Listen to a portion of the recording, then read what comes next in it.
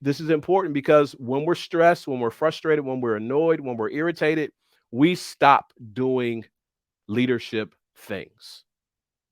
We stop doing the things that leaders are supposed to do.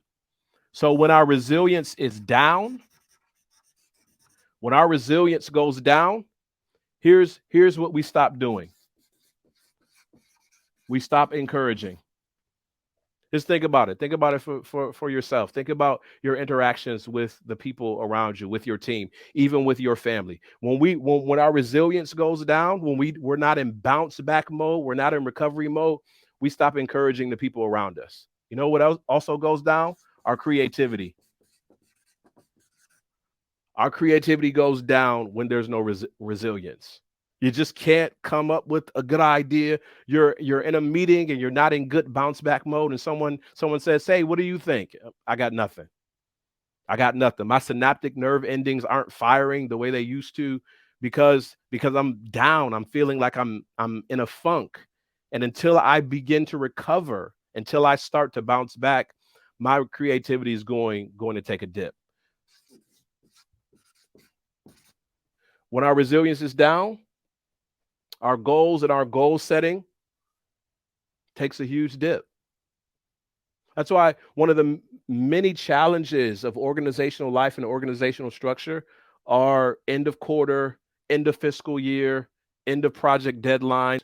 When teams are stretched and where they need to display greater psychological, emotional, physical, and community resiliency, but you find that things get missed in those high pressure times and they're cyclical. They come around every single year. Some of them at least come around every single year, but we don't always take the time to build up our resiliency to prepare for those times. And our goals and our goal setting can sometimes tank when we're not at our best. Not only do we lose out on our goals, and Eddie Hippolyte will tell you about this. He knows because he's a leadership coach as well. That ability to cast vision with clarity dips when we don't have resiliency built out. We lose the ability to speak with clarity, and this is 4 nights to clarity, to speak with clarity about what's on the horizon and what's possible and the direction that we're going as a leader. And we lose that ability to communicate. We lose it when we're not bouncing back, when we're not recovering. We lose we lose the ability to do what leaders are supposed to do. As leaders, we're supposed to encourage the people around us. As leaders, we're supposed to foster creativity. That doesn't necessarily mean that you have to be the most creative person on your team. It just means that sometimes I'm holding space for creativity and innovation to happen.